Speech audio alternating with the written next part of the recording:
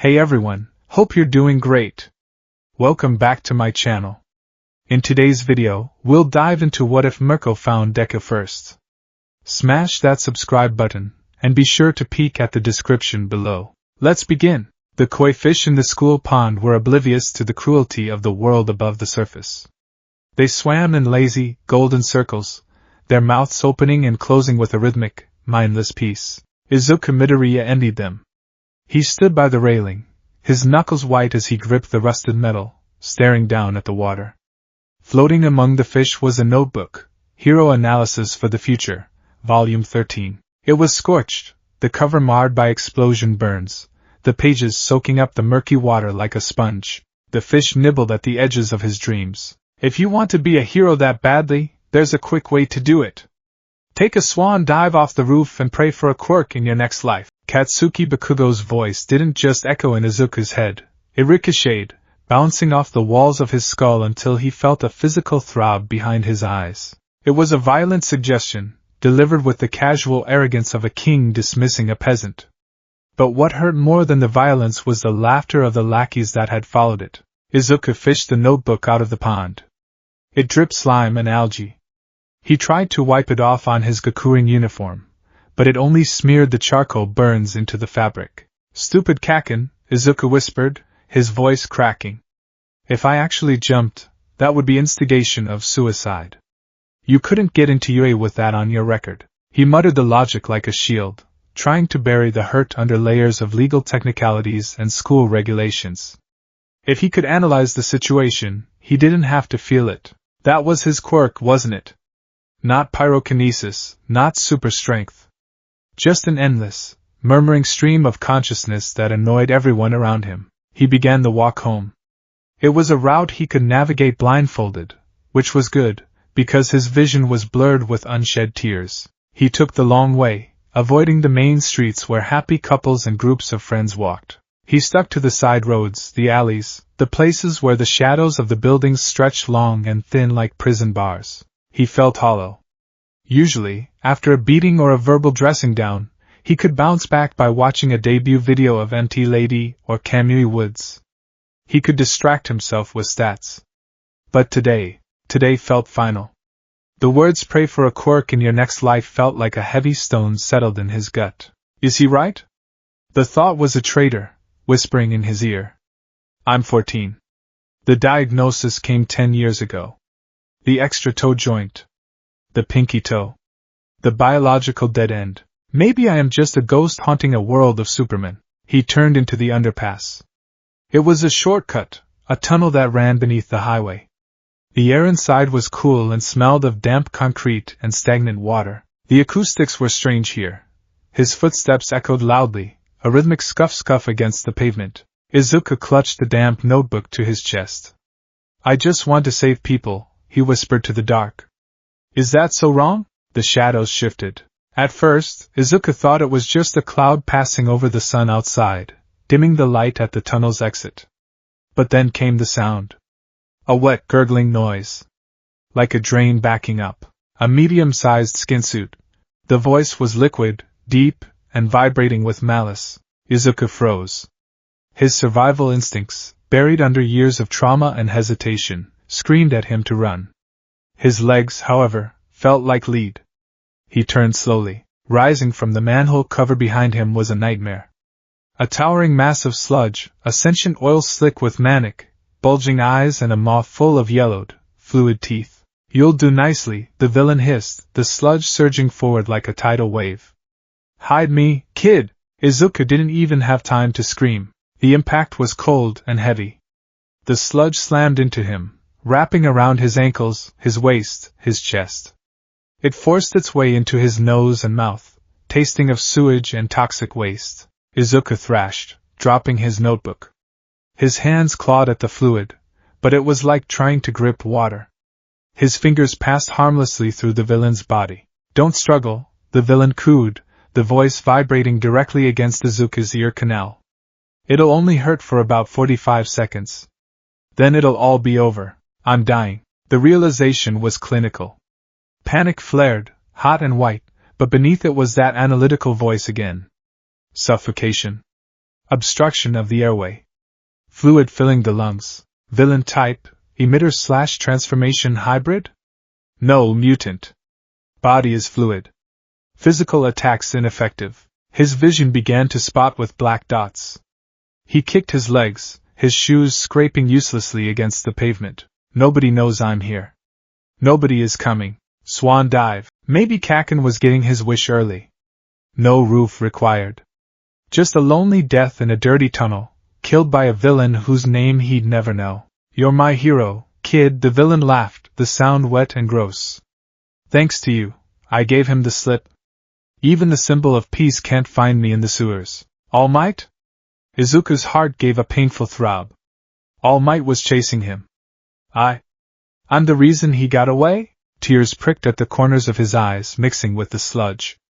Not only was he dying, but he was failing the one person he idolized most. He was an accessory to a villain's escape. The darkness encroached. The edges of his vision turned gray. His lungs burned, a fire demanding oxygen that wasn't there. His struggling slowed. His arms felt heavy. I'm sorry, Mom. Just as Izuku's eyes began to roll back, a sound tore through the tunnel. It wasn't the booming voice of a savior. It wasn't the reassuring I am here. It was a sonic boom. A sharp, cracking snap of displaced air, followed by the sound of concrete shattering. Found you, you slimy bastard. The voice was feminine, feral, and loud enough to make Izuku's eardrums rattle even through the sludge. The ground shook. Suddenly, the pressure on Izuku's face vanished, not because the villain let go, but because the villain was violently displaced. Izuku collapsed onto the concrete, gasping, heaving in great lungfuls of sweet, metallic air. He coughed violently, expelling sludge from his throat, his vision swimming. Through the tears and the spots in his eyes, he looked up. The sludge villain was splattered against the curved ceiling of the tunnel. He looked less like a monster now and more like a stain. A figure stood in the center of the tunnel, illuminated by the light from the exit. She was not All Might. She was shorter, leaner, compacted muscle wrapped in white and dark purple. Large, white rabbit ears twitched atop a head of flowing white hair. Her skin was dark, her eyes red and piercing. She wore a high-cut leotard that showed off thighs that looked like they could crush a car engine. Thick metal sabotants encased her feet. The rabbit hero, Mirko, rank 5. She stood with one hand on her hip, her chest heaving slightly, a wild, predatory grin stretching across her face. Steam seemed to rise off her shoulders. Thought you could lose me in the pipes? Mirko shouted at the ceiling. She didn't look like a hero arresting a criminal. She looked like a hunter who had just cornered a fox. I could smell your stench 3 blocks away. The sludge villain tried to reform, dripping from the ceiling in globs. You crazy bitch. You're out of your jurisdiction. This is Musifo. Ha! Mirko laughed, a bark of a sound. The streets are my jurisdiction. Come down here so I can kick your ass properly. The villain panicked. He saw Izuku, still on his hands and knees, coughing. I'll just take the meat shield again. He surged downward, a spear of sludge aiming for Izuku. Move, kid! Mirko shouted, but Izuku couldn't move. His legs were jelly. He watched the sludge coming, paralyzed by the residual fear. Mirko clicked her tongue. TCH, useless. She didn't run. She vanished. One moment she was 10 meters away. The next, the air exploded in front of Izuku. Mirko was there, her leg extended in a perfect, vertical axe kick. She didn't kick the villain, she kicked the air in front of the villain. Luna tremor. The shockwave was physical. It hit the incoming sludge like a wall of solid force, blasting the liquid backward. The concussion rattled Izuku's teeth. The sludge villain screamed as his cohesion was shattered, his body misting and splashing against the far walls of the tunnel. Silence fell, save for the wet drip of sludge sliding down the concrete. Mirko stood up from her crouch, dusting off her hands. She looked around, spotted 2 empty soda bottles lying in a pile of trash near the wall, and quickly scooped up the scattered remains of the villain, stuffing the fluid into the bottles with surprising speed and efficiency. She capped them tight. Bagged and tagged, she muttered. She tossed the bottles up and caught them, then turned her burning red eyes onto Izuku. Izuku shrank back. The aura coming off her wasn't comforting. It was intense. It was sharp. All Might felt like the sun. Mirko felt like a live wire exposed in a rainstorm. Hey, she barked. Why yes, ma'am. Pro Hero Mirko, ma'am. Izuku stammered, scrambling to sit up properly. He wiped the slime from his mouth. Mirko walked over to him, her metal boots clanking heavily. She loomed over him, hands on her hips, scrutinizing him like he was a piece of meat at a market. You got a death wish? She asked. What? I said, do you have a death wish? She pointed a thumb at the bottles. You just stood there. Well, sat there. You let him grab you, and then when he came back for seconds you just watched. What's your deal? Izuku flinched. The words cut deep. I couldn't move. I was scared. Scared? Mirko scoffed. Fear is what keeps you alive. Freezing up is what gets you dead. If I hadn't been bored and decided to check out this district, you'd be a pile of compost right now. She leaned down, her face inches from his. Where's your quirk? Why didn't you blast him? Burn him? Something? Izuku looked down at his hands. The familiar shame washed over him. I don't have one. Ha! I'm quirkless, Izuku whispered. He waited for the pity. Or the awkward silence. Or the oh, I'm so sorry. So? Mirko said. Izuku blinked. Huh, so what? Mirko straightened up, looking annoyed. You got legs, don't you? You got teeth? You got fingernails? Being quirkless is an excuse for not shooting lasers, not for acting like a victim. The injustice of it flared in Izuku's chest. He had just nearly died. He was traumatized. And a top 10 hero was yelling at him for not fighting a liquid monster with his bare hands. That's not fair. Izuku snapped. The outburst surprised even him. Mirko raised an eyebrow, a smirk tugging at her lips. Oh? The bunny has a squeak? He was made of fluid. Izuku scrambled to his feet, his adrenaline overriding his shyness. His hands started moving in frantic, chopping motions. His body has high viscosity, but no solid mass to impact. If I tried to punch him or kick him, my limb would just pass through and get stuck, giving him more leverage to suffocate me. He's immune to blunt force trauma unless you can generate enough wind pressure to disrupt his cohesion, which I can't do because I have the lung capacity of a normal 14-year-old. Biting him would just result in ingesting toxins. There was no tactical advantage to engaging him in close quarters without a dispersal agent. He stopped, realizing he was yelling at the number 5 hero. He slapped his hands over his mouth, his face turning beet red. I'm sorry. I was analyzing the... Mirko wasn't angry. She was grinning. A wide, shark-like grin that showed all her teeth. Tactical advantage, huh? She looked him up and down again, but this time, her eyes lingered on the notebook lying in a puddle. She walked over and picked it up. No, wait. It's wet and embarrassing. Izuku yelped. Mirko ignored him. She flipped it open. The pages were damp, but the ink was waterproof. She scanned a page. It was a sketch of Kamui Woods, detailing the tensile strength of his lacquered chain prison and speculating on his weakness to dehydration. She flipped another page. Empty lady. Analysis of her center of gravity issues when in giant form. She flipped to the back. A sketch of herself. Izuku wanted the ground to swallow him whole. Fast twitch muscle fibers. Mirko read aloud. Estimated impact force of Luna fall. Speculations on hearing range based on ear size. She looked up at him. You wrote this? Why yes. It's creepy, she said flatly. Izuku wilted. I know, but it's right. She tossed the book back to him. He fumbled and caught it against his chest. Mirko crossed her arms. You analyzed that sludge guy in the 2 seconds before you started choking? I guess.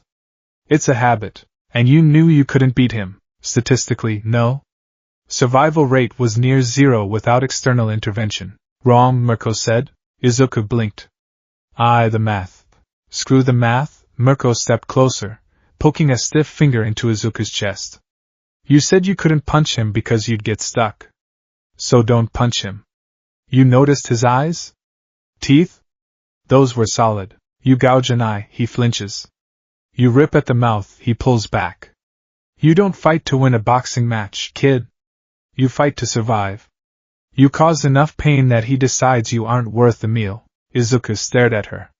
It was brutal logic. It was primal. It went against everything heroes usually said about de-escalation and safety. But I'm weak, Izuku murmured. Yeah, you are, Mirko agreed instantly. You're scrawny. You tremble like a leaf. You got no powers, but you got a brain that runs 100 miles an hour, and for a second there, when I called you out, you got angry. She leaned in close again. I like anger. Anger gets things done. Sadness just sits there and rots. She turned around and started walking toward the tunnel exit. Well, try not to get eaten again, kid. Izuku stood there, the adrenaline fading, leaving him shaking. This was it. She was leaving. Just like everyone else. He was just a victim to be saved and discarded. Swan dive. No. The word rose up from his gut unbidden. No. I am not just a victim. Wait. Izuku took a step forward. Wait, Mirko-san. Mirko paused, glancing over her shoulder. Her white ears swiveled toward him. What? Want an autograph? No! Izuku shouted. He clenched his fists at his sides. You said fear keeps you alive. You said I should have fought back. I did. But how? Izuku's voice cracked, desperate and raw. How can I fight when the whole world is made of tanks and fighter jets, and I'm just me? How can I be a hero without a quirk? He expected the answer he always got. You can't. Be a police officer. Be a doctor. Be realistic. Mirko turned fully around. She looked at the scrawny boy with the messy green hair, the tear-stained face, and the ruined uniform. She saw the way his legs were shaking, not from fear, but from the effort of standing his ground. She saw the intelligence in his eyes, buried under layers of self-loathing. She saw a rabbit. A scared little rabbit that didn't know it had claws. Mirko grinned. You're asking the wrong question. I am? You're asking if you can be a hero like them. She gestured vaguely toward the city, implying the likes of All Might and Endeavor. Flashy quirks. Big beams. The answer is no. You'll never be that. Izuku felt the familiar crush of disappointment. But Mirko continued, her eyes narrowing. If you're asking if you can be strong? If you can be the thing that bumps back in the night? That's different. She tapped her metal boot against the concrete. Clang. Clang. I don't use support items for blasts. I don't fly. I kick things really, really hard. My quirk gives me a boost, sure, but you know why I'm number 5. Izuku shook his head. Because I'm hungrier than everyone else, she snarled. Because when I bleed I get faster. Because I don't wait for backup. She walked back to him, stopping a foot away. The difference in their presence was staggering. You got good eyes, kid. You dissect things. That's a weapon. But your body is garbage. It's a rusted-out car with a Ferrari engine sitting in the passenger seat. She reached into her belt and pulled out a small, crumpled card. It wasn't a business card. It was a membership card for a gym that looked like it had been through a washing machine. She flicked it at him. It hit his forehead and fell into his hands. The Beast's Denver. It's a private gym in the warehouse district. Not the nice part of town. Izuku looked at the card. It smelled of sweat and copper. I'm bored, Mirko stated. I've been looking for a challenge, but the villains lately are all soft. Weak. You're a mess. But you're a blank slate. Are you offering to train me? Izuku asked, his voice barely a squeak. I'm offering you a chance to not die, Mirko corrected. I train at 4 a.m. every day. If you're late, I leave. If you complain, I leave. If you start crying about how hard it is, I throw you out the window, and I'm on the 3rd floor. She turned and waved a hand dismissively. If you want to be a hero without a quirk, you have to be stronger, faster, and meaner than the ones with them. You have to be a predator, not prey. Show up if you got the guts. Or don't, and go be an accountant. With a powerful flex of her legs, she launched herself into the air. She cleared the lip of the underpass in a single bound, landing on the street above and vanishing from sight. Izuku was left alone in the darkening tunnel, He looked at the card in his hand. The beast's den. He looked at the spot where the sludge villain had been splattered, meaner than them. A strange sensation filled his chest. It wasn't the warm, fuzzy hope he used to get from watching All Might. This was colder. It was sharp.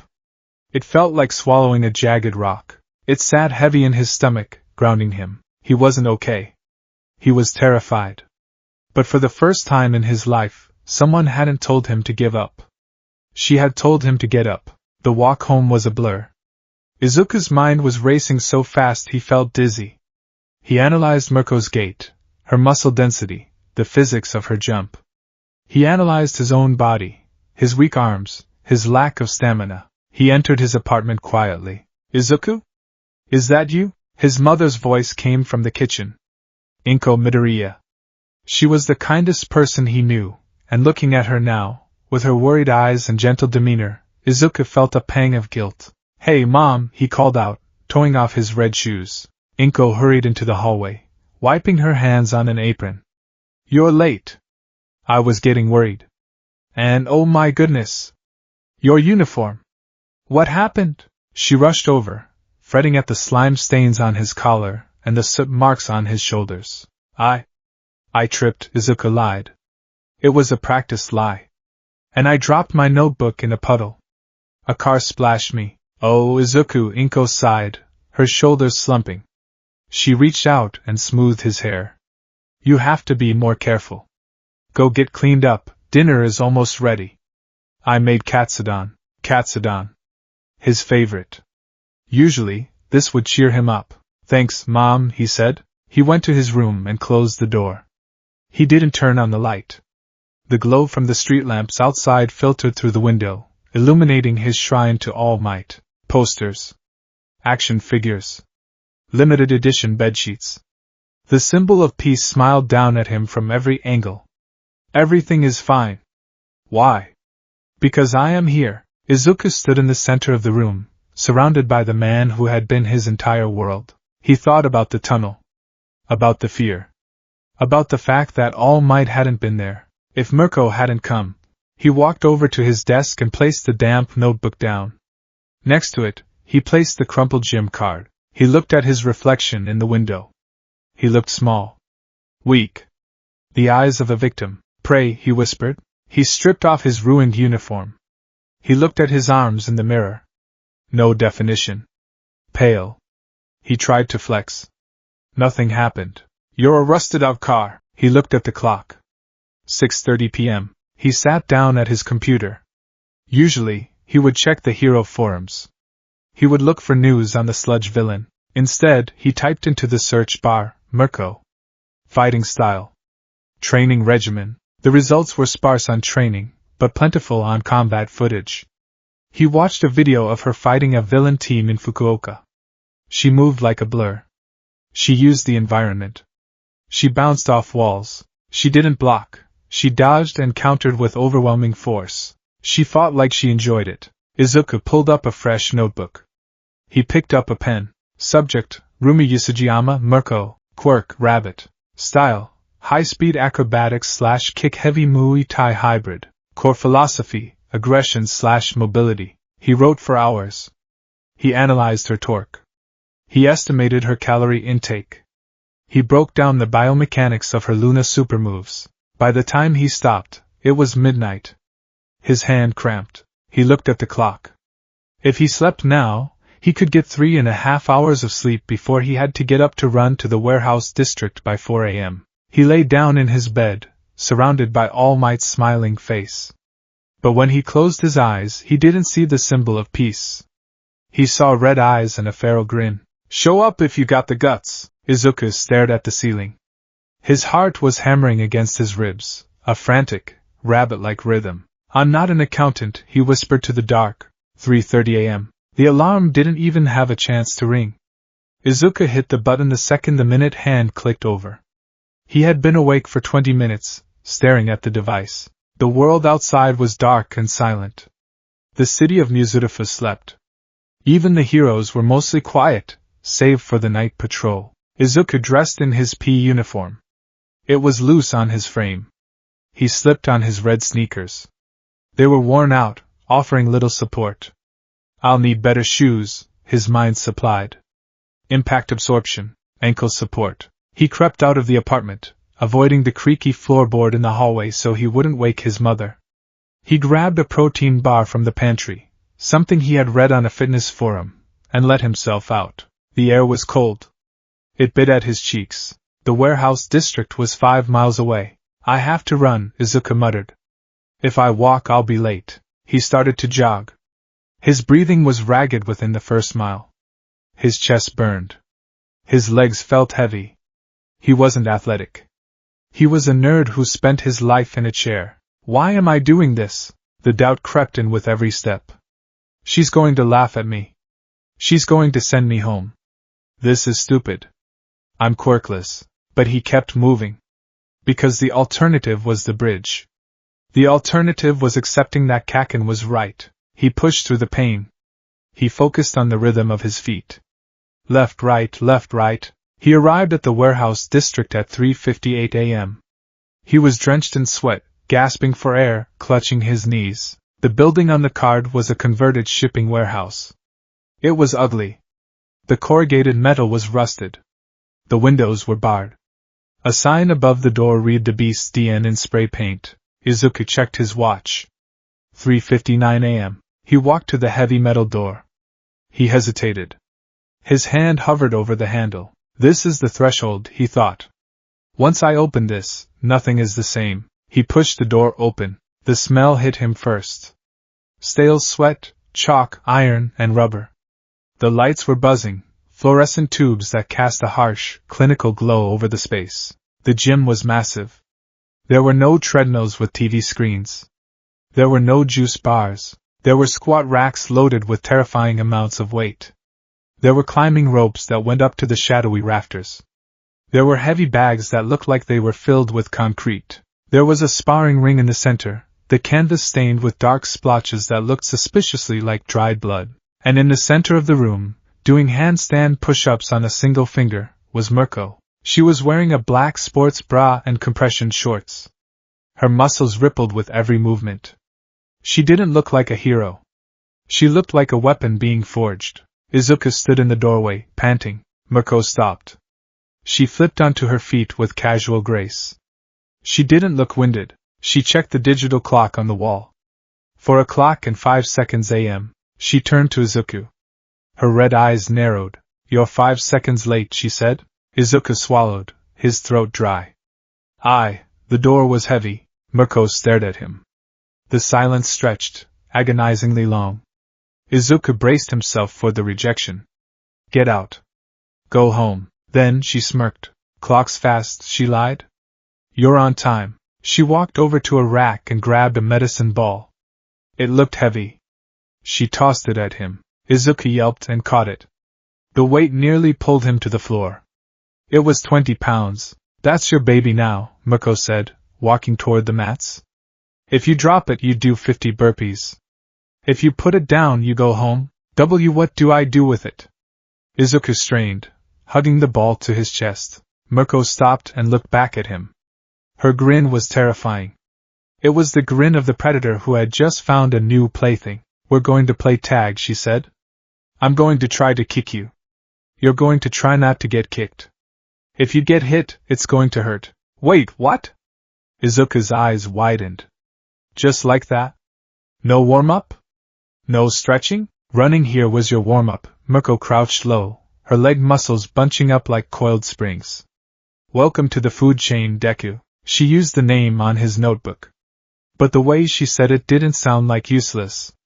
It sounded like a code name. Izuku tightened his grip on the medicine ball.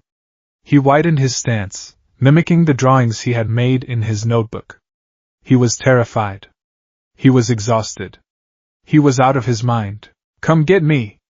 Izuku shouted, his voice cracking. Mirko laughed, a wild, joyous sound, and then she launched herself at him. The hunt was on. The first time Izuku Midoriya threw up, it was 4:12 a.m. He was on his hands and knees on the cold rubber matting of the beast's den, heaving dryly because there was nothing in his stomach but half a protein bar in terror. The medicine ball, the 20-pound sphere of misery that Mirko had christened the baby, rolled mockingly away from him. Up, a voice commanded from above. It wasn't a shout.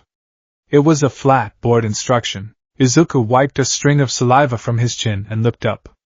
Mirko was hovering over him, literally. She was balancing on the top rail of the sparring ring, crouched like a gargoyle, her red eyes gleaming in the harsh fluorescent light. I can't, Izuku wheezed. His lungs felt like they had been filled with broken glass. His legs, unaccustomed to the explosive sprinting she had demanded for the last 12 minutes, were trembling so violently they tapped a rhythm against the floor. You can't? Mirko tilted her head. Okay. Then the villain eats you. Game over. You die screaming while onlookers record it on their phones. Go home. The ultimatum hung in the air, heavy and suffocating. Izuku looked at the door. It was right there. He could leave. He could go back to his bed, to his All Might posters, to the safety of mediocrity. He could be a victim. Victims were allowed to rest. If you want to be a hero without a quirk, you have to be stronger than the ones with them. Izuku grit his teeth. He reached out, his fingers shaking, and grabbed the medicine ball. He pulled it to his chest. It felt heavier than the world. With a groan that sounded more animal than human, he forced his legs to straighten. He swayed, his vision spotting, but he stood. Mirko grinned. It was a terrifying expression, sharp and full of teeth. Good, she said. She hopped down from the rail, landing without a sound. Round 2. Don't drop the baby. The first month was not training. It was deconstruction. Mirko didn't teach him how to punch. She didn't teach him how to kick. She tore him down to the studs. She looked at the soft, hesitant boy who flinched at loud noises and decided that everything had to go. The routine was sadistic. 4 a.m. arrival. 4:05 a.m. to 5 a.m., the warm-up. This consisted of a 5-mile run wearing a weighted vest that Mirko added 2 pounds to every other day. If he stopped running, she would appear out of the shadows and sweep his legs, forcing him to hit the pavement. 5 a.m. to 6 a.m., plyometrics. Box jumps until his shins bled. Burpees until he couldn't feel his arms. Rope climbs without using his legs.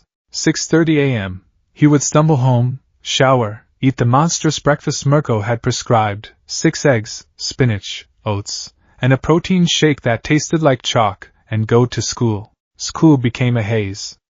He slept through English. He slept through math. He drooled on his desk during history. Midoriya! The teacher would shout. Izuku would jerk awake, shouting, I didn't drop it. Before realizing where he was, his face burning as the class erupted in laughter. But he didn't mutter anymore. He was too tired to mutter. Then came the afternoons. 3 p.m., return to the beast's den. 3 p.m. to 7 p.m., playtime. Playtime was Mirko's euphemism for combat conditioning. Stop thinking! Mirko shouted, her voice echoing off the corrugated metal walls. Izuku was blindfolded. He stood in the center of the ring, the weighted vest dragging his shoulders down. I can't see! Izuku yelled back, spinning in circles, his hands raised in a clumsy guard. Your eyes are liars!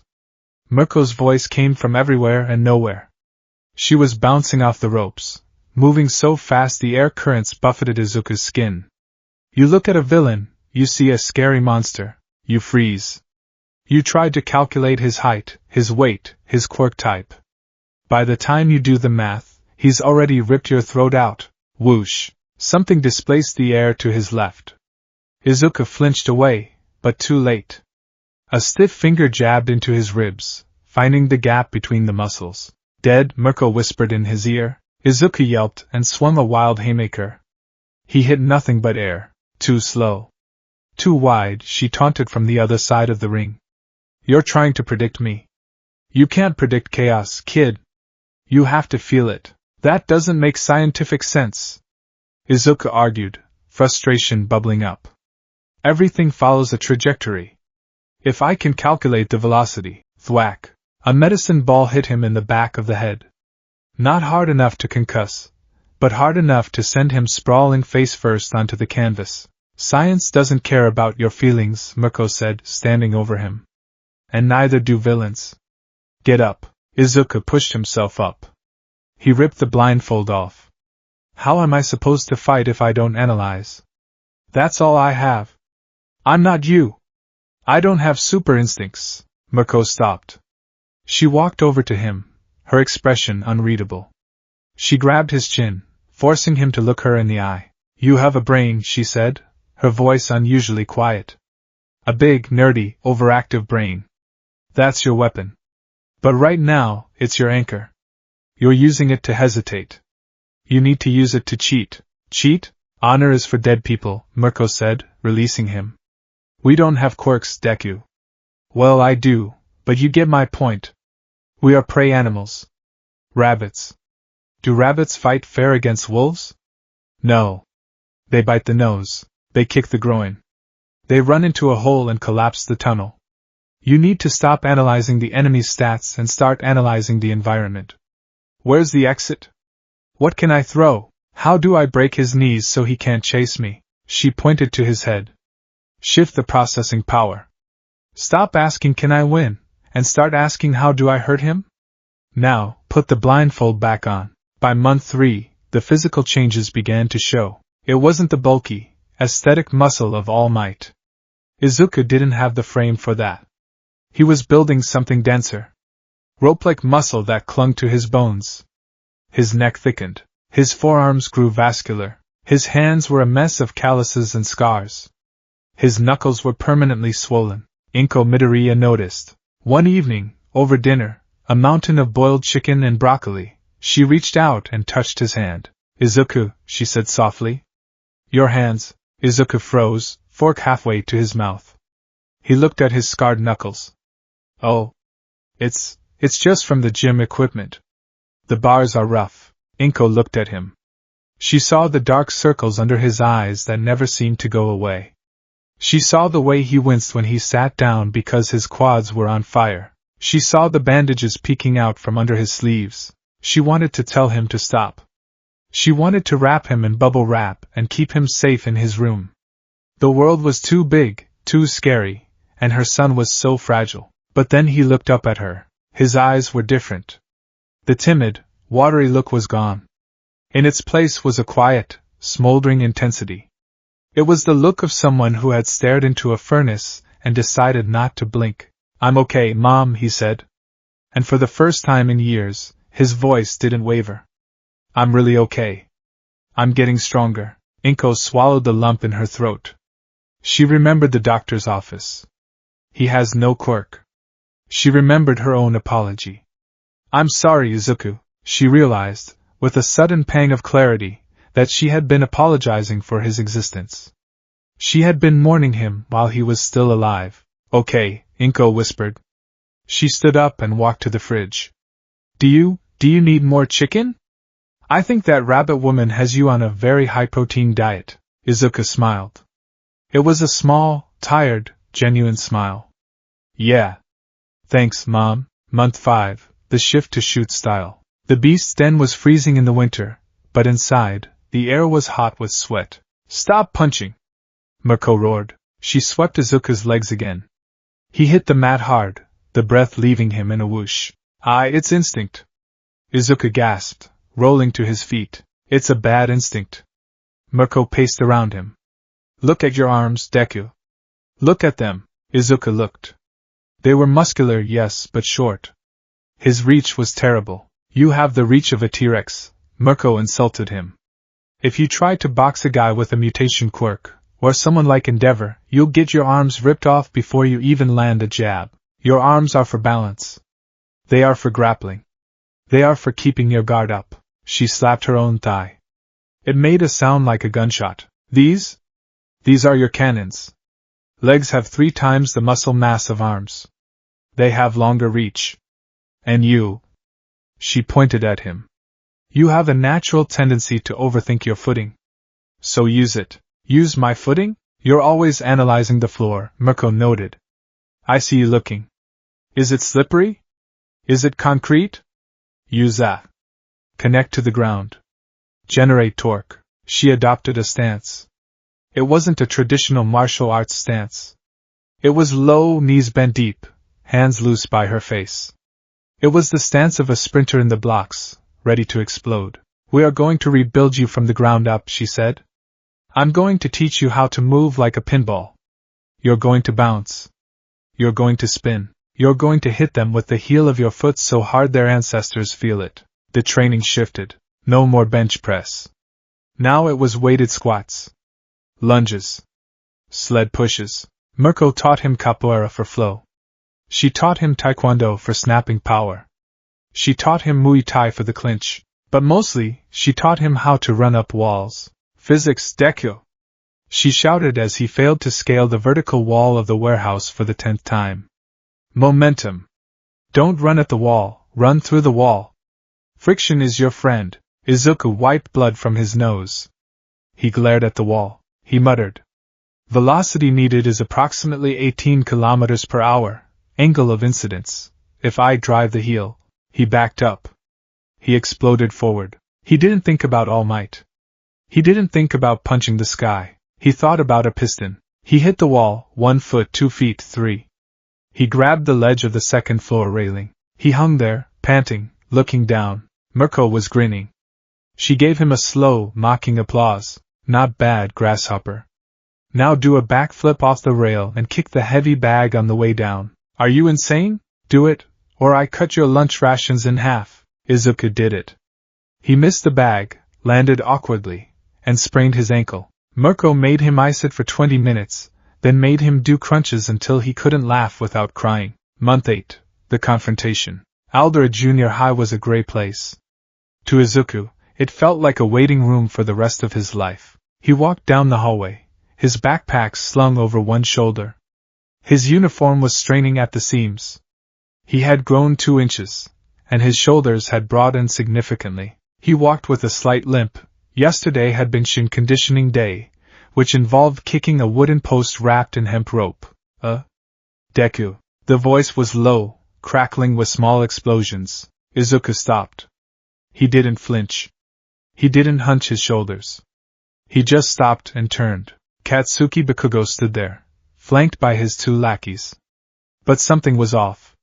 Usually, Bakugo looked at Izuku with pure disdain. Today, there was confusion. Suspicion. For months, Izuku had been a ghost. He didn't follow Bakugo around. He didn't praise him. He barely looked at him. You've been ignoring me, Bakugo accused, stepping into Izuku's personal space. The smell of nitroglycerin was sharp. I've been busy, Kaken, Izuku said calmly. His voice was deeper now. Not an affectation, just the result of puberty and confidence. Busy doing what? Bakugo sneered. Playing hero? I saw you running in the warehouse district.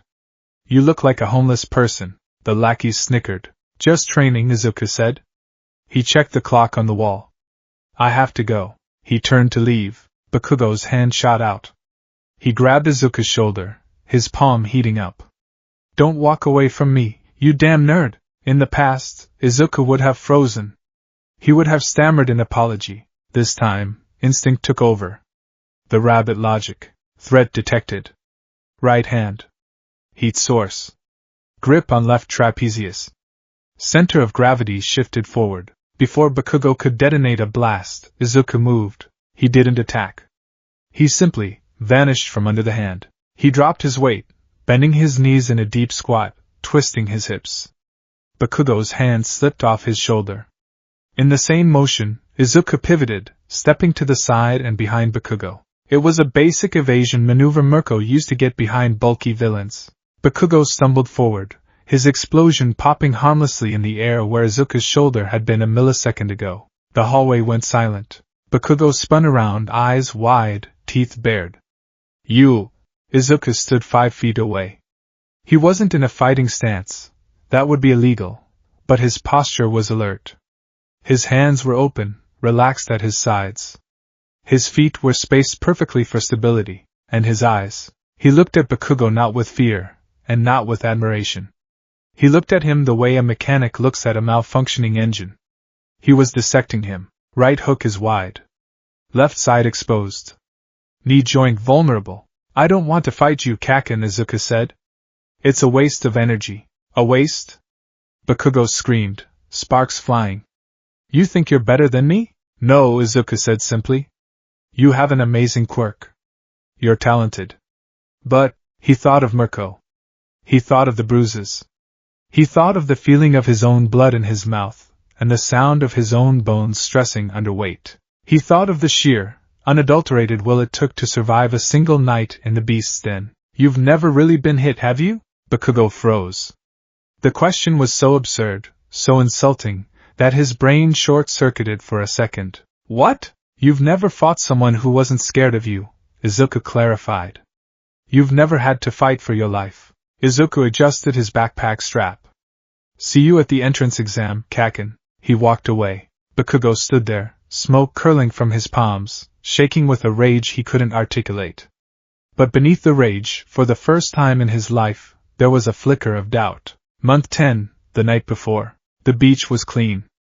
Not because Izuku cleaned it. He had been too busy at the gym. But Dagoba Beach was where Mirko decided to hold the final exam. It was midnight. The moon was full, hanging low and heavy over the ocean. The waves crashed rhythmically against the shore. Izuku stood on the sand. He was unrecognizable from the boy in the tunnel 10 months ago. He was shirtless, wearing only loose martial arts trousers and his sneakers. His body was a map of his journey. Scars from slips on the rope climb. Bruises from sparring. Burn marks from friction. He was lean, ripped, and compact. His back muscles shifted like snakes under his skin as he stretched. Mirko stood opposite him. She wasn't smiling. She was wearing her full hero costume. "Tonight," she said, her voice carrying over the wind, "I don't hold back." "Well, I'll keep it at 20%. If I went 100%, you'd explode." "Comforting," Izuku drawled. "You have to land one clean hit on me," Mirko stated. "A real hit. If you do, you're ready for UA. If you don't." She cracked her knuckles. "I beat you until sunrise." Izuku took a breath. He tasted the salt air. He closed his eyes for a second. He visualized the notebook. The stats. The pages and pages of analysis he had done on her. She favors her right leg for power, left for speed. She telegraphs the Luna fall with a slight twitch of her ears. She gets impatient if the fight drags on. He opened his eyes. They glowed green in the moonlight. "Ready," he said. Mirko blurred. She closed the distance of 20 meters in a heartbeat. A high kick aimed at his head. Izuku didn't block. He dropped into a split, the sand spraying up. The kick passed inches overhead. The wind pressure ruffled his hair. He pushed off the ground with his hands, spinning his legs like a helicopter blade. A capoeira sweep. Mirko hopped over it effortlessly. Too slow. She came down with a heel drop. Izuku rolled. The sand exploded where he had been. He scrambled up, using the momentum to launch himself backward. He bounced off a pile of driftwood, gaining height. "Parkour!" Mirko laughed, chasing him. They fought across the beach. It was a dance of violence. Izuku was on the defensive, purely evasive. He was using every trick she had taught him. He used the piles of trash as obstacles. He kicked sand in her face, she blocked it, but it slowed her down. He was analyzing in hyperspeed. "She's playing with me. She's herding me toward the water. Sand is wet there. Harder to move." He had to change the variable. Mirko lunged, a straight punch this time. Izuku didn't dodge. He stepped into the guard. It was suicidal. It was exactly what she told him not to do. Mirko's eyes widened slightly. She pulled the punch to avoid taking his head off, but the momentum was still there. Izuku grabbed her outstretched arm. Not to stop it, he couldn't, but to use it as a pivot point. He swung his body around her arm, using her own forward momentum to launch himself into the air behind her. He curled his body tight. He was airborne. Behind her. Now, he extended his right leg. He twisted his hips, channeling every ounce of torque, every squat, every deadlift, every mile run into a single point. His heel drove toward the back of her head. Mirko's ears twitched. Her instincts screamed. She spun, bringing her arm up to block. Slam. Izuku's iron-soled sneaker connected with Mirko's forearm. The impact was solid. It made a meaty thud that echoed. Mirko skidded backward. Her feet dug furrows in the sand. She slid 5 feet, then 10. She stopped. Silence. Izuku landed in a crouch, panting heavily, sweat pouring down his face. He looked at her, terrified. Had he hurt her? Had he made her mad? Mirko lowered her arm. There was a red mark on her forearm. It would bruise. She looked at the mark. Then she looked at Izuku. Slowly, a grin spread across her face. It wasn't the scary grin. It wasn't the mocking grin. It was the proud, savage grin of a mother wolf watching her cub make its first kill. Not bad, Runt, she said softly. Not bad at all. She walked over to a duffel bag she had left by the seawall. She rummaged through it and pulled out a box. She tossed it to him. Izuku caught it. What's this? Graduation present, she said. Open it. Izuku opened the box. Inside was a pair of boots. They were dark green, armored, with thick, metal plating on the soles and steel-capped toes. They had shock-absorbing coils built into the heels. They looked industrial. They looked dangerous. Iron soles, Mirko said. Custom-made. Support items are allowed in the exam if you register them beforehand. I pulled some strings. She pointed at his worn-out red sneakers. Those things are trash. You're a kicker now. You need hooves. Izuku stared at the boots. He ran his fingers over the metal plating. Thank you, sensei, he whispered. Don't get mushy, Mirko scoffed, turning away to hide the fact that she was actually quite pleased. Put them on. We have 4 hours until the exam starts. We're going to Waffle House. Waffle House? I need carbs. You need carbs. And if you puke on the table, you're paying. Izuku laughed. It was a free, light sound. He sat down on the sand and pulled off his old shoes. He tossed them aside. They were the shoes of a quirkless boy who dreamed of being saved. He pulled on the iron soles. They were heavy. They locked onto his feet with a reassuring click. He stood up. He felt grounded. He felt lethal. He looked at the sunrise beginning to bleed purple and gold over the horizon. I'm ready, Izuku said. Mirko slapped him on the back, hard enough to make him stumble. Then let's go hunt some robots. The gates of UA High stood like the pearly gates of Olympus, gleaming in the morning sun. To most students, they represented hope, prestige, and the start of a dream. To Izuku Midoriya, they looked like the entrance to a coliseum. He stood in the crowd of hopefuls, the chatter of hundreds of teenagers washing over him like white noise. He didn't look like the others. While they adjusted their flashy hero gear or nervously tapped their fingers, manifesting small displays of their quirks, Izuku stood perfectly still. He wore a dark green tracksuit that had seen better days, the sleeves rolled up to reveal forearms corded with lean, dense muscle. Scars, small, white lines from rope burns and concrete scrapes, crisscrossed his skin. But it was his feet that drew the occasional confused glance. He wore the iron soles. They were heavy, industrial-grade combat boots with reinforced steel plating running up the shins and a thick, dense alloy sole designed to crush whatever was beneath it. They added 5 pounds to each leg. To Izuku, they felt like feathers. After months of running with weighted vests and ankle weights, the boots were just an extension of his body. Out of my way, Deku. The growl came from behind him. Izuku didn't jump. He didn't stutter.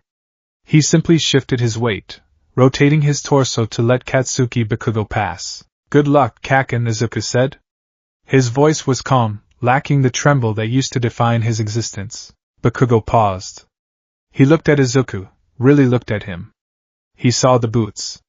He saw the way Izuku's neck muscles tensed, thick and strong. He scoffed, a sharp, explosive sound. Don't die, Bakugo spat, then stomped forward, hands shoved deep in his pockets. Izuku watched him go. He's tense, Izuku analyzed automatically. Shoulders hiked up. He thinks this is beneath him. That arrogance is a blind spot. Izuku turned his gaze to the massive battle center gates. Mirko said to treat this like a hunt? The robots aren't enemies. They're prey. The written exam had been trivial. Izuku had dissected hero laws and quirk ethics for fun since he was 6. But the practical was where the meat was. Battle Center B. An urban sprawl replica, complete with paved streets and multi-story buildings. Izuku stood at the starting line, stretching his hamstrings. Around him, other examinees were psyching themselves up. He saw a girl with vines for hair, a guy with engines in his legs, and a flashy boy with a laser belt. Create a mental map, Izuku whispered to himself, his eyes scanning the skyline of the fake city. Narrow streets mean bottlenecks. Robots will cluster. Open plazas mean ambush points. Excuse me, a hand chopped the air in front of him. Izuku looked up to see the tall, bespectacled boy who had scolded him earlier in the auditorium for muttering, "Tenya Ida, you are wearing heavy industrial footwear." Ida pointed at the iron soles. "This exam is a test of mobility and quirk aptitude. Are you planning to damage the infrastructure? And you have no support gear other than those boots? Are you taking this seriously?" Izuku straightened up. He was shorter than Ida, but his presence was denser. He looked Ida in the eye, his green irises sharp. "These aren't for damaging the infrastructure," Izuku said, his voice flat. "They're for traction. And impact. As for taking it seriously," Izuku tapped the steel toe of his boot against the asphalt. Clang. "I'm the only one here who dressed for a war zone." "You're wearing plastic armor," Ida blinked, taken aback. Before he could retort, the voice of President Mike boomed from the tower speakers. "All right, listeners. Are you ready?" The crowd tensed, waiting for the countdown. They crouched, readying their quirks. "Start." The crowd hesitated. "Start? Where's the countdown?" But one figure was already moving. Before the word start had even fully echoed across the plaza, a blur of green and black shot past the confused students. Izuku Midoriya launched himself from a sprinter's crouch, his iron saws digging into the pavement, kicking up a cloud of dust. "What are you waiting for?" President Mike screamed. "There are no countdowns in real battles. Follow that kid." The crowd panicked and surged forward, but Izuku was already gone. He was 50 meters into the city, alone. He turned a corner and skidded to a halt. 2 one-pointers, fast, wheeled units, and a 2-pointer, a bulky, tank-tread unit, blocked the road. Their sensors lit up red as they locked onto him. Target acquired, the 2-pointer droned, raising a rubber bullet Gatling gun. Izuku didn't think. He didn't hesitate. The rabbit logic took over. Threat assessment, projectile weapon. Range, 10 meters. Action, close the distance. Izuku exploded forward. He didn't run in a straight line. He zigzagged, a chaotic, jerky movement that made it impossible for the robot's tracking algorithms to get a lock. A rubber bullet whizzed past his ear. He reached the 2-pointer. It was huge, metal, and intimidating. To anyone else. To Izuku, it was just a collection of hydraulic hoses and exposed joints. He dropped low, sliding baseball-style between the robot's tank treads. As he slid, he lashed out with his right leg. The steel edge of his boot caught the exposed hydraulic line on the robot's inner wheel mechanism. Rip. Fluid sprayed. The robot listed to the side, its aim thrown off. Izuku rolled to his feet behind it. He didn't stop to admire his work. He jumped, grabbing the exhaust pipes on the robot's back, and hauled himself up. "Neck swivel," Izuku grunted. "Weak point." He wrapped his legs around the robot's head, the sensor array, and torqued his hips with violent force. Crunch. The metal groaned and twisted. The sensor head sparked and went dark. The robot slumped. 2 points. The 1-pointers were rushing him now. Izuku leaped off the carcass of the 2-pointer. He didn't land on the ground. He landed on the hood of a sedan parked on the street, the metal buckling under his boots. He used the height advantage. As the first 1-pointer sped by, Izuku backflipped off the car. He came down heel first. "Luna Axe!" he shouted, channeling his mentor. His heels slammed into the center of the 1-pointer's chassis. The force was kinetic and brutal. The robot didn't just break, it flattened. The wheels splayed out like a crushed bug. 3 points. He spun, using his momentum to deliver a roundhouse kick to the second 1-pointer. His steel toe connected with the robot's visual sensor, shattering the glass and driving the unit backward into a wall. 4 points. Izuku stood amidst the wreckage, steam rising from his shoulders. He wasn't panting. He was grinning. It was working. The hellish nights at the warehouse. The vomiting. The pain. It all translated to this. These robots moved in slow motion compared to Mirko. "More," Izuku whispered. "I need more." He took off running again. In the observation room, the faculty of UA watched the screens. "This year's batch is spirited," Midnight commented, licking her lips. "That explosion boy is destructive. And the engine boy is efficient. But look at this one. Snipe pointed a gloved finger at a screen in the corner. Screen 4B. The green one. On the screen, Izuku was currently engaging a three-pointer, a massive, scorpion-like robot. He wasn't blasting it. He was dismantling it. He had lured it into a narrow alleyway where it couldn't turn effectively. He was wall-running, bouncing from one side of the alley to the other, ripping out wiring harnesses with his bare hands and kicking joints until they snapped. No quirk, Aizawa Shoda murmured from the back of the room. His eyes narrowed. He's registered as quirkless. Truly? Nizu, the principal, took a sip of tea. Fascinating. His physical specs are off the charts, for a baseline human. Look at his movement economy. No wasted energy. He targets the structural weak points. He fights like a villain, Vlad King grunted. Or a vigilante. It's brutal. It's effective, All Might said. The symbol of peace was leaning forward, his skeletal hands gripping the railing. He watched the boy he had saved months ago, the boy he had left on a rooftop, young Midoriya. All Might thought, stunned. You didn't give up. You found another way. He has 45 points, a technician announced. He's in the top 10 purely on combat score. Well then, Nizu set his tea down. His paw hovered over a large red button. Let's see how he handles despair. Click. The ground shook. It wasn't a vibration, it was an earthquake. Windows in the fake city shattered. Dust billowed from the end of the main thoroughfare. Izuku had just finished decapitating a two-pointer with a flying knee when he felt it. He froze, his senses screaming, something big. Something massive. From around the corner of a skyscraper, it appeared. The zero-pointer. It was a titan. A machine so large it blocked out the sun. Its hand was the size of a bus. It rolled forward, crushing buildings as if they were made of cardboard. Targets. Eliminate, the voice boomed, shaking Izuku's ribcage. The other examinees broke. Run! It's huge! That's not worth any points. Let's go! A tide of students fled past Izuku, their faces pale with terror. Izuku took a step back. His logic brain kicked in. Unbeatable. No weak points accessible from the ground. Armor plating is too thick for physical strikes. Tactical retreat is the only logical option. He turned to run. It was the smart play. He had enough points.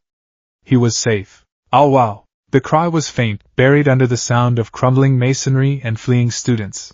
Izuku stopped. His ears, trained to hear Mirko's silent footsteps, picked it up. He turned back.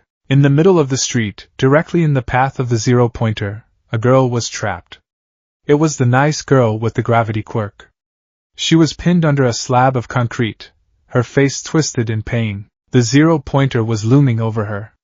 Its massive fist was raising up, ready to smash the obstruction. Izuku looked at her. He looked at the robot. I can't punch that, his mind screamed.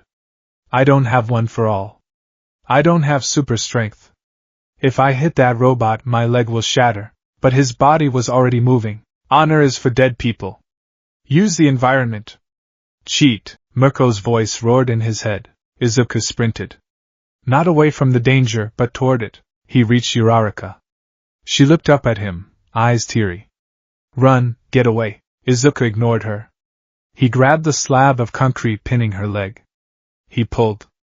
It didn't budge. It weighed at least a ton, too heavy. Cannot lift. He looked around.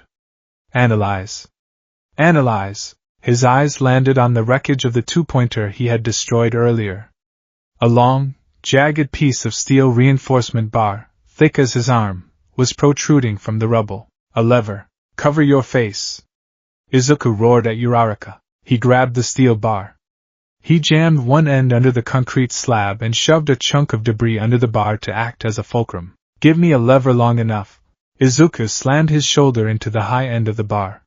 He drove his legs into the ground, his iron soles cracking the asphalt. He screamed, a primal, guttural sound, summoning every ounce of hysterical strength his adrenaline could provide. Move! Physics obeyed. The slab groaned and lifted 6 inches. Crawl! Now! Uraraka scrambled out, wincing. The shadow of the zero-pointer's fist fell over them. It was descending. Izuku dropped the bar. He didn't try to fight the robot. He scooped Uraraka up into his arms, bridal style, and ran. But the fist was coming down too fast. The shockwave alone would kill them. I need speed. I need torque. Izuku saw the vertical wall of a building to his left. Hold on tight, he yelled. He didn't run away from the fist. He ran sideways.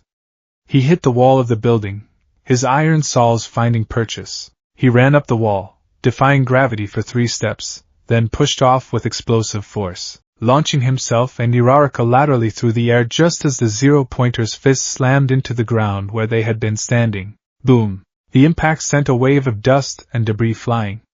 Izuku and Uraraka flew through the air, riding the shockwave. Izuku twisted his body, taking the brunt of the landing. He hit the ground rolling, shielding Uraraka with his body, skidding to a halt 20 meters away. Dust covered them. Silence returned to the street. Izuku lay on his back, gasping. His legs were screaming. His shoulder felt dislocated from the lever. But he was alive. Uraraka lifted her head from his chest. You saved me. Izuku looked at the massive robot, now stalled. He looked at his shaking hands. Time's up, the siren wailed. Izuku let his head fall back against the pavement. He closed his eyes. He didn't smash the villain. He didn't punch the sky. He just ran. But he had saved her. Not bad, Rabbit, he whispered to himself.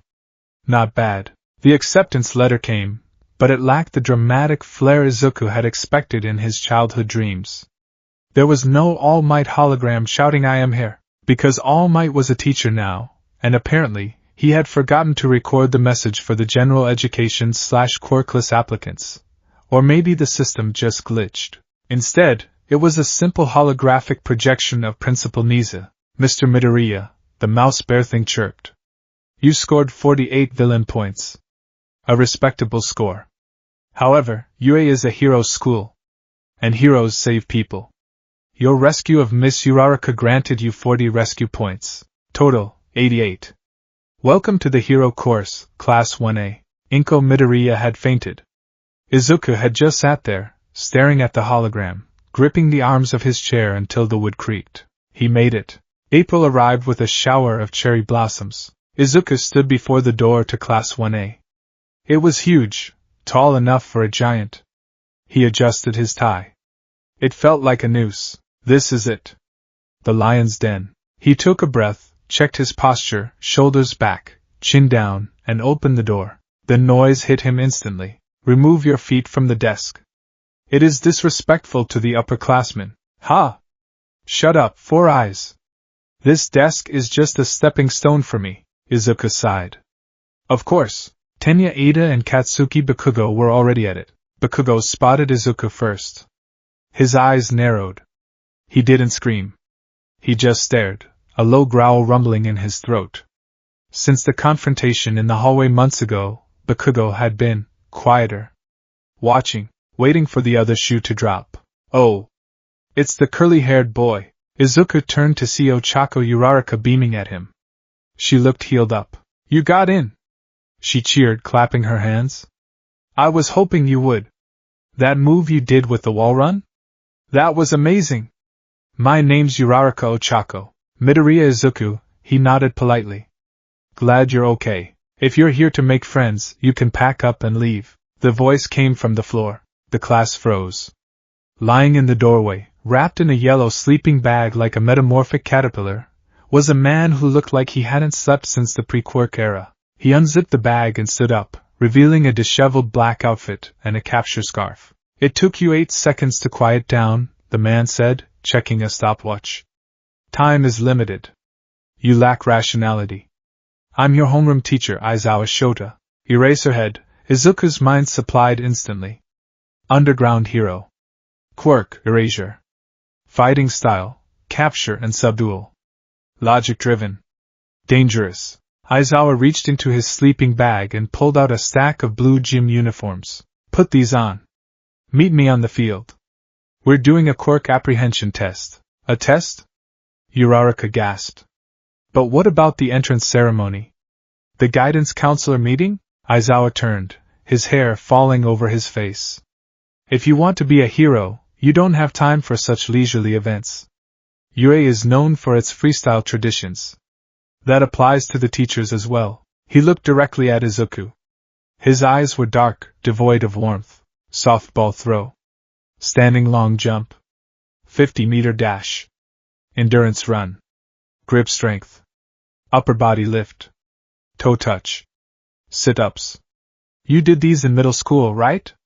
But you were forbidden from using quirks. The country is still trying to pretend everyone is equal. It's not rational, Aizawa smirked. Here, you can use your quirks to your heart's content. The class cheered. Awesome. We can use our powers. Awesome? Aizawa's voice dropped an octave. You have 3 years to become heroes. You think it's going to be awesome the whole time? No. It's going to be hell. He swept his gaze over them. Let's make this interesting. The student who ranks last in total score will be judged to have no potential, and will be instantly expelled. The cheer died. Expelled? Uraraka cried. On the first day? That's not fair. Natural disasters aren't fair, Aizawa countered. Villain attacks aren't fair. It is our job to correct that unfairness. If you want to hang out at a burger joint, go home. He pointed a finger at Bakugo. Bakugo. You finished first in the entrance exam. What was your softball throw in junior high? 67 meters, Bakugo grunted. Try it with your quirk. Bakugo walked to the circle. He grinned. He wound up. Dai-i-i, boom. The ball rocketed into the sky, propelled by a massive explosion. Aizawa held up his device. 705.2 meters. The class gasped. This is what I mean, Aizawa said. Now get moving. The tests began. Izuku felt the eyes on him. He knew what they were thinking. The quirkless kid. He's dead meat. Aizawa was watching him like a hawk. Izuku knew Aizawa's reputation. He had read the forums. Aizawa expelled an entire class last year. He hated those he deemed irrational. And what was more irrational than a quirkless boy trying to be a hero? He wants me to fail, Izuku realized. He expects me to be the anchor. Izuku tightened the laces of his iron soles. Too bad I don't know how to sink. Test 1, 50-meter dash. Ida went first, clocking a blistering 3.04 seconds. Then it was Izuku's turn. He was paired with Bakugo. Don't cry when you lose, Deku, Bakugo muttered, crouching down, his hands smoking behind him. Izuku ignored him.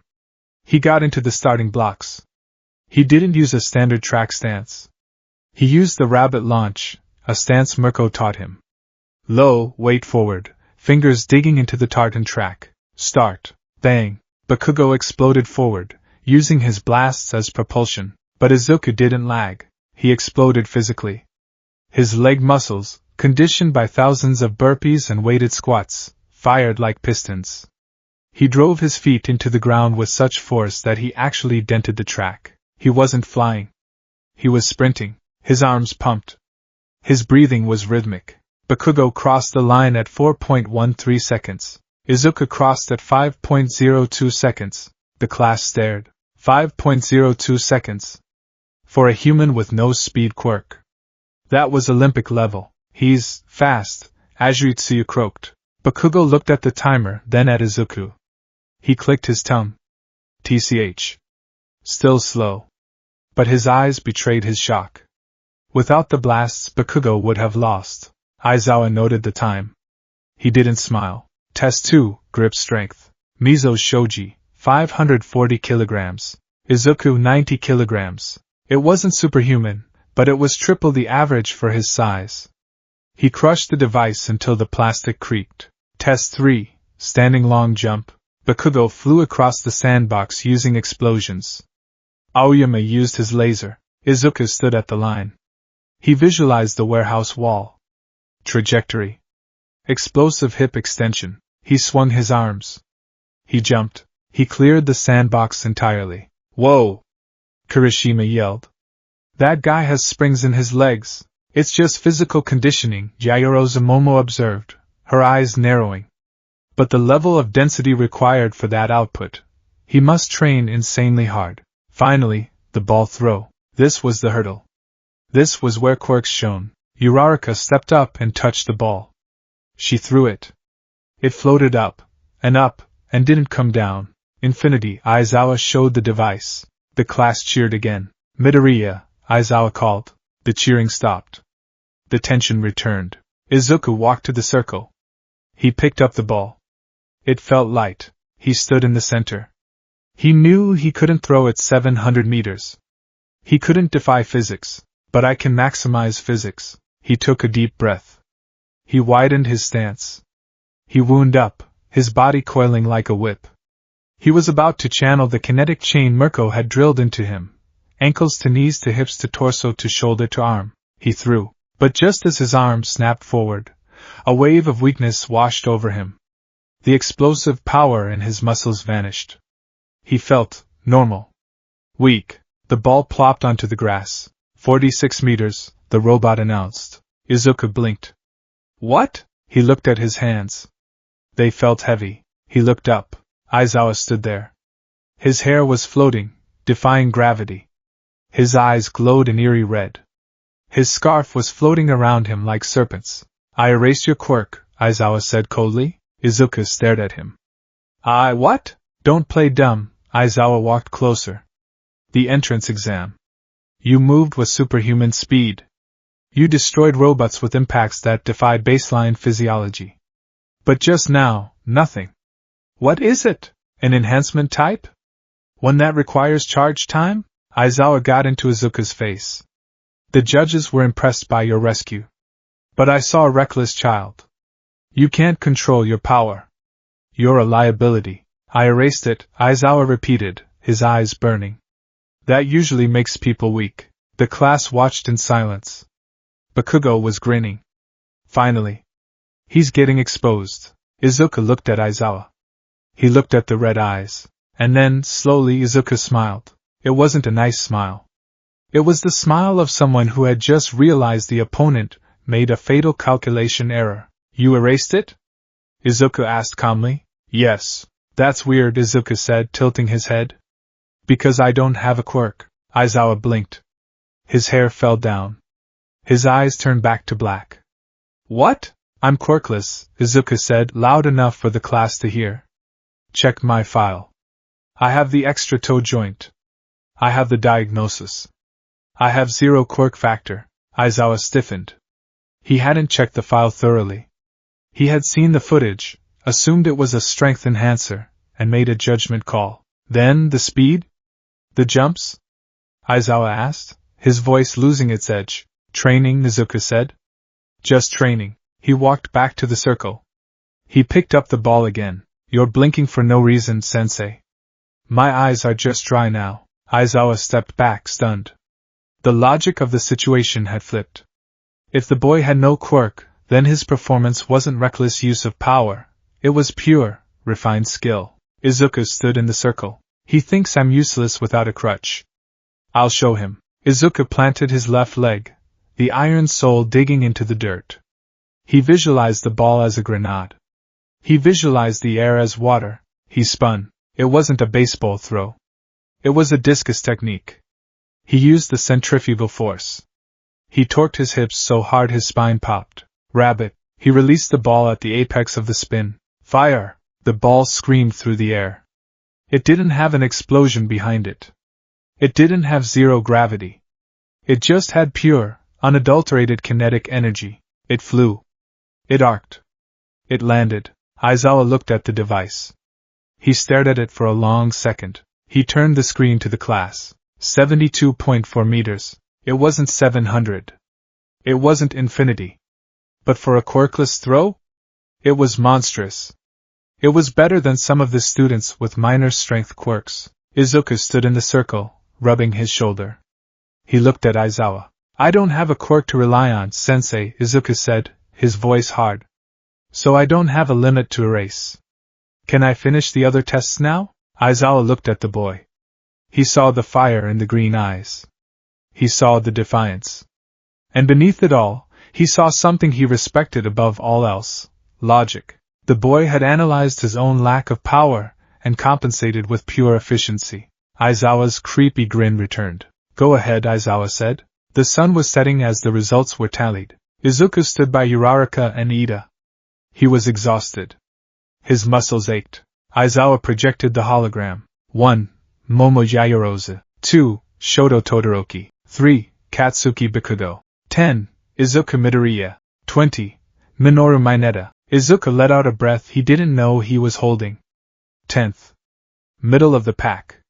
He beat half the class with just biology and boots. Mineta, the small boy with great balls on his head, was wailing. I'm expelled. I'm expelled. Aizawa clicked the hologram off. By the way, he said, turning to walk away. The expulsion was a logical ruse. It was designed to draw out your maximum potential. Way out? The class screamed. That was obvious, Yaoyorozu remarked. Whatever. Izuku stared at Aizawa's retreating back. Liar, Izuku thought. He was serious. If I had been last, he would have cut me. He hates wasted potential. As Aizawa walked away, he glanced back at Izuku one last time. He has zero potential. To be a conventional hero, Aizawa thought. But a quirkless hero. Who fights with that level of aggression? He might just survive. Midoriya! Izuku turned. Bakugo was standing there. He wasn't screaming. He was vibrating with suppressed rage. You! Bakugo grounded out. You didn't use a quirk. I told you, Kaken, Izuku said, slinging his bag over his shoulder. I don't have one. Then how? Bakugo yelled, finally snapping. How did you beat me in the dash? How did you throw that far? Izuku looked at his childhood friend. He saw the fear in Bakugo's eyes. The fear that his worldview, that the strong are strong and the weak are weak, was crumbling. Because while you were practicing being the best, Izuku said softly, I was practicing how to survive people like you. He turned and walked away, his iron soles clinking softly on the pavement. See you tomorrow, Kaken. Izuku walked out of the UA gates. The sun was down. From the shadows of the gate, a white rabbit ear twitched. Mirko leaned against the wall, eating a carrot. 10th place? She called out as he passed. Izuku stopped and smiled. I'll do better next time. You better, Mirko grinned. Or I'm adding another 5 pounds to the vest. Let's go. Patrol starts in an hour. Yes, sensei. Izuku ran to catch up with her. He was tired. He was sore. But he was a hero in training, and the rabbit was just getting started.